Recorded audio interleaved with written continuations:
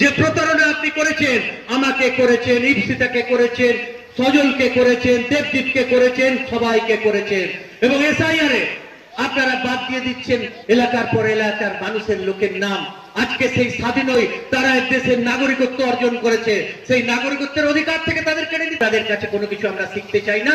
কারণ আপনারা একটা যুদ্ধ ঘোষণা করেছেন, কোনো এক টাইমে ব্রিটিশ সরকার করেছিল।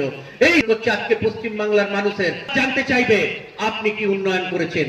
ম্যাডাম, তো আগের গৌরব বলতে আপনি কি সিপিএম এর 34 বছরের কথা বলছেন? ঠিক আছে, তবে আপনাদের একটা কথা বলি, আপনারা তো রাম বলেন না, এখন বলেন জয় মা কালী, এবং ভবিষ্যৎ কিছুদিনের মধ্যে শেখ বন্দ্যোপাধ্যায় বলেছিলেন আপনারা জয় বাংলা